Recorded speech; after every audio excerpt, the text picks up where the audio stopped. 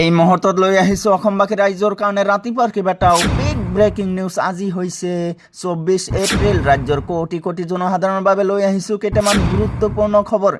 অসমত আহি আছে বিজেপি চৰকাৰ। ডক্টৰ হিমন্ত বিশ্ব শৰ্মা আকৌ অসমৰ মুখ্যমন্ত্ৰী হ'ব। অসমত চৰকাৰ হ'ব NDA মিত্ৰজোঁটৰ। 4 মেলৈ বিৰোধীয়ে চৰকাৰ কৰাৰ নামত যিমান পাৰে দান বৰঙণি লৈ লওক। ধ্বংস হৈ যাব নেকি মুছলমানৰ ধৰ্মীয় স্থল? ভাঙি পেলোৱা হৈছে 600টা মাজাৰ আৰু মছজিদ। মহিলা সংৰক্ষণ বিধেয়কৰ বিৰোধিতা কংগ্ৰেছৰ। জিলাই জিলাই হাজাৰ হাজাৰ মহিলাৰ তীব্ৰ প্ৰতিবাদ।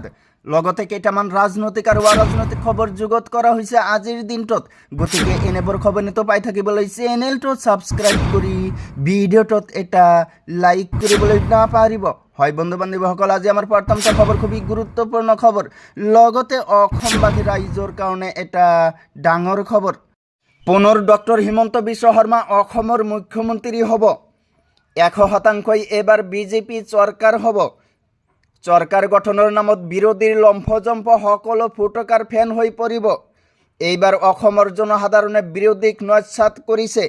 জনতাই NDAক ভোট দান কৰিছে, এই কথা বিৰোধীয়ে জানে। সেইবাবে এতিয়া EVMৰ নাম লৈছে। পিছত ক'ব যে টেম্পাৰিং কৰিলে, ইটো কৰিলে, সিটো কৰিলে।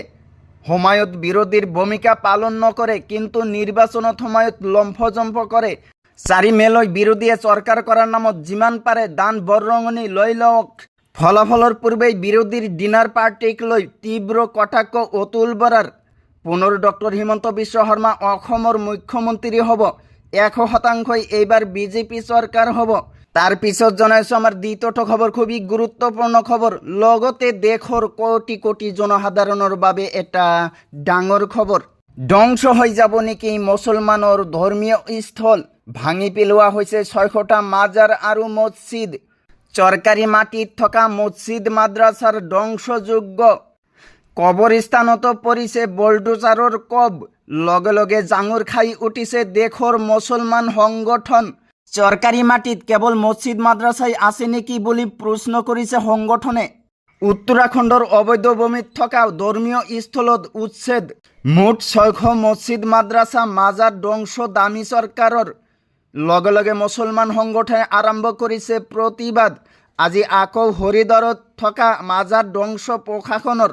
ধ্বংস হৈ যাব নেকি মুছলমানৰ ধৰ্মীয় স্থল? ভাঙি পেলোৱা হৈছে 600টা মাজাৰ আৰু মছজিদ। তাৰ পিছত জনাইছোঁ আমাৰ পৰৱৰ্তীটো খবৰ, খুবেই গুৰুত্বপূৰ্ণ খবৰ। লগতে দেশৰ কোটি কোটি জনসাধাৰণৰ বাবে আহি পৰিছে ডাঙৰ খবৰ। জিলাই জিলাই কংগ্ৰেছৰ বিৰুদ্ধে মহিলাৰ উত্তাল প্ৰতিবাদ। মহিলা সংৰক্ষণ বিধেয়কৰ বিৰোধিতা বিৰোধীৰ। বিধেয়কৰ বিৰোধিতাৰে কংগ্ৰেছে মহিলাক অসন্মান কৰাৰ অভিযোগ। হাতে হাতে প্লেকাৰ্ড লৈ কংগ্ৰেছৰ বিৰুদ্ধে শ্লোগান। বৰপেটা ৰোড নগাঁৱত মহিলাৰ তীব্ৰ প্ৰতিবাদ। জন আক্ৰোশ মহিলা সন্মিলন কাৰ্যসূচীৰে মহিলাৰ অধিকাৰক লৈ সাব্যস্ত প্ৰতিবাদ। তো বন্ধুসকল, এইখিনি দিব লগা আছিল আজিৰ ইনফৰমেশ্যন। ভিডিঅ'টো ভাল লাগিলে চেনেলটো ছাবস্ক্ৰাইব কৰিবলৈ নাপাহৰিব। থেংক ইউ ফৰ ৱাচিং মাই ফুল ভিডিঅ'।